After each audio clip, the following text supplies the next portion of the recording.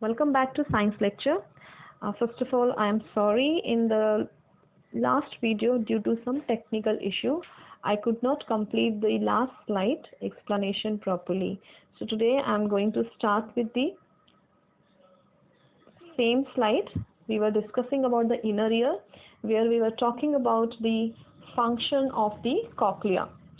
Where cochlea is the part of the inner ear, which is a liquid filled coiled tube, this part cochlea, and the function of cochlea is to convert the sound waves into nerve impulses, and then these nerve impulses are carried forward to brain with the help of these auditory nerves. Okay, so from cochlea the nerve impulses are passed to brain with the help of auditory nerves. So this is how whatever we hear with the help of ear, it reaches our brain and we are able to interpret the sound, the messages which we get through sound. Okay, today now we are starting with a new topic, noise and music. Noise and music both are forms of sound only. But what is the difference? Noise. The unpleasant sounds are called as noise. It is produced by irregular vibrations.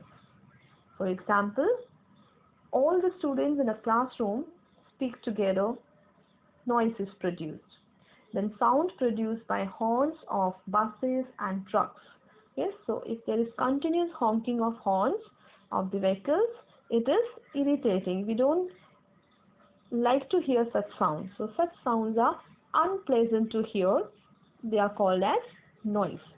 Whereas sound which is pleasing to the ears is called musical sound, and it is produced by regular vibrations. For example, sounds produced by musical instruments or sound of a person singing a song, all these are examples of musical sound.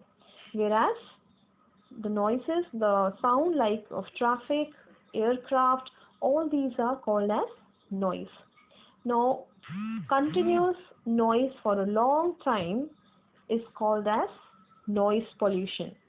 So, any unwanted, disturbing or harmful sound that impairs or interfere with hearing causes stress, it hampers concentration, work efficiency, may cause accidents also.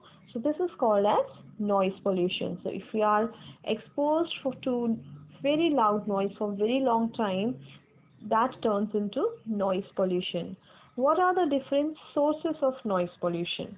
What all can cause noise pollution?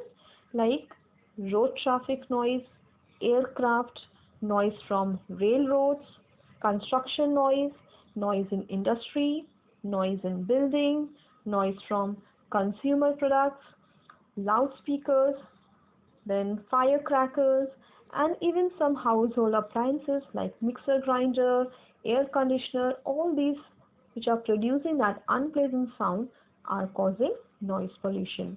So what will happen if we are exposed to noise pollution? Some of the effects of noise pollution are: noise pollution affect both our health and behavior. Unwanted sound can damage psychological health. Noise pollution can cause annoyance, aggression, hypertension, high stress levels, hearing loss, sleep disturbances, and many other harmful effects. So, what should we do to avoid all these? We have to follow certain precautionary measures to prevent noise pollution. So to avoid noise pollution, what can be done? The government should ensure the new machines that should be noise proof. Airports must be away from residential area. We should not use loudspeakers. Factories should be made out of the city. Sound affects our ears, so loud noise should be avoided. Social awareness programs should be taken up to educate the public about the causes and effects of noise pollution. Planting bushes and trees in and around sound generating sources is an effective solution for noise pollution.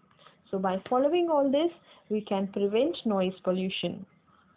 Also, some particular areas like schools, hospitals, they should be kept away. They should be constructed in an area where there is not much noise, because it can cause disturbance to the students as well. In the hospital, it can cause disturbance